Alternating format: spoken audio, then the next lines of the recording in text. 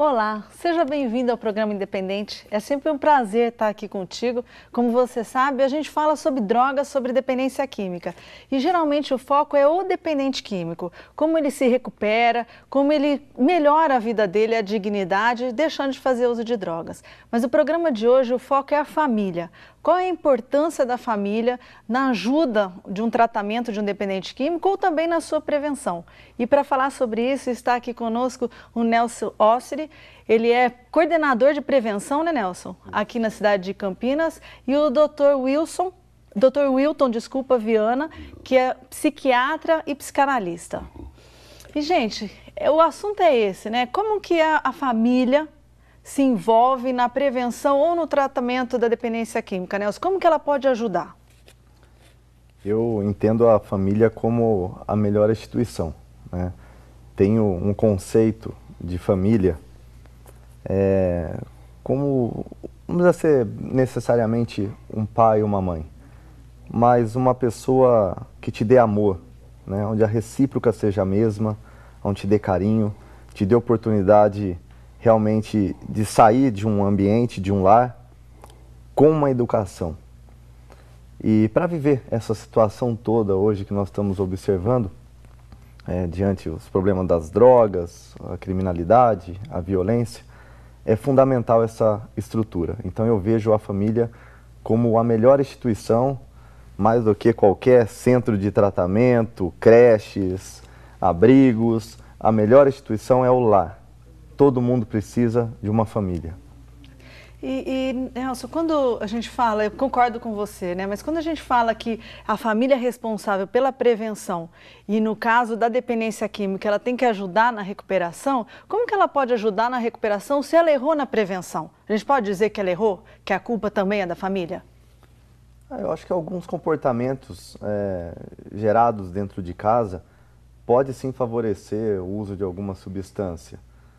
Nós vivemos dentro de uma cultura onde festa de criança é regada a bebida alcoólica. Nós temos festas de meninas aí de 15 anos, onde a bebida alcoólica também está presente. Tem toda essa cultura, o barzinho dentro de casa, que muitas das vezes o pai exalta, favorece. Então, normalmente o primeiro gole, o primeiro contato com a droga vem dentro de casa. Então, podemos considerar, sim, um erro também da família, né? Mas a responsabilidade é de todos. Por isso, é importante conhecer os órgãos que podem estar orientando, auxiliando a família para tentar colocar regras e resgatar, né, um ambiente saudável e com dignidade para todos ali dentro de casa.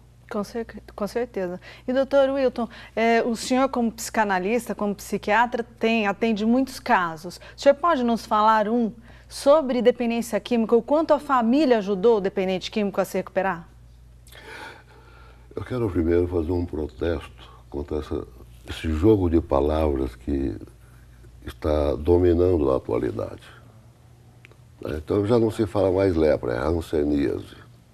Muda melhor alguma coisa para o doente ou cura a doença? Dependente químico. Todo ser humano é dependente químico. Bebe água é dependente químico. Então não adianta trocar as palavras que até viciado em droga, viciado em álcool, viciado em heroína, de viciado para dependente químico. Esse é o grande problema que nós estamos vivendo. Faz-se maquiagem dos problemas, cria-se uma elegância, mas como vocês usaram a mesma palavra, a dignidade do ser humano é menosprezada. Não se consulta o outro para saber o que é digno dele. Não procura saber o que é digno para casar. Alguém se prepara e está em condições de casar. Alguém aprende, por exemplo, para dirigir uma motocicleta precisa fazer um curso e ter uma habilitação. Tem alguém que faz uma preparação e vê se tem condição de casar, formar um casal. Alguém que se prepara e tem conhecimento de como criar um filho. É muito difícil, né? Não tem fórmula, né? Não é difícil, não há.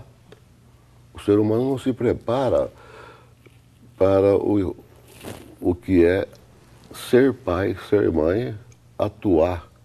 Não o papel, porque isso é coisa para teatro. O que se vive é muito teatro em termos de dentro de uma família, e tanto que o Nelson colocou muito bem, não tem que ser o homem e a mulher, o pai e a mãe e a criança para se chamar de família. Então vamos abolir essa palavra família. Grupo humano que tem uma convivência mais íntima, mais próxima. Um fenômeno está aí no mundo inteiro, e aqui no Brasil muito expressivo, que é a formação dos AA, alcoólatras anônimos, narcóticos anônimos, de obesidade e por aí afora. O que esses grupos fazem? Eles se rebelam contra a opressão do teatro. Então, não, eu sou pai, eu sou mãe, você tem que me obedecer. Quer dizer, uma relação opressiva. A civilização já é em si opressiva. Agora, quando isso se torna a violência, como você colocou, é a base da conduta para manter uma autoridade dentro de casa, isso evidentemente expulsa o filho, expulsa a criança, o adolescente, daquele núcleo, daquele grupo humano. E muitas vezes isso pode até acarretar no uso de drogas, né? Porque eu não tenho a menor dúvida. O jovem ele não quer ficar nesse ambiente, o traficante, né, adota o filho e trata muito bem. E por falar em jovem, doutor Wilton, vamos assistir agora no VT a pergunta de um jovem. Vamos ver o que ele quer saber sobre família. E gostaria de saber quais são os principais erros da família durante o tratamento do usuário. Eu acho que o maior risco do dependente químico é ele continuar a não querer pensar e refletir sobre ele próprio, o que convém para ele, o que ele quer na vida. Esses grupos aos quais me referi há pouco, eles se tornam muito mais fiéis a estes grupos, porque ali eles recebem o respeito, a consideração, e é tratado com dignidade. Se é um drogadito, um alcoolista, a pessoa que entra nesses grupos é tratada com respeito, com dignidade. E aí a chance dela... Agora, se a família... porque os pais de hoje, sempre forem assim praticamente, são muito desamparados também. O Estado, a sociedade investe pouco ou nada para amparar pai e amparar mãe. Agora, como é que pode pessoas que estão desamparadas, despreparadas, e sem respeito por si próprios, pela própria dignidade, como é que pode dar respeito e dignidade ao filho? Não, apela para a autoridade, papel de pai, papel de mãe. O senhor sabe que uma vez eu li isso, que eu achei bem interessante, Nelson, que você tem que amar o próximo como a si mesmo. Mas como você vai se amar se você nasce num lugar que essa coisa que chama família, que é super importante, não existe, né? E quando você que está super ligado ao tratamento da dependência química, Nelson, em que momento que a família tem que ajudar? Em que momento ela tem que o dependente químico decidiu, eu vou parar de usar drogas? Onde entra a família aí?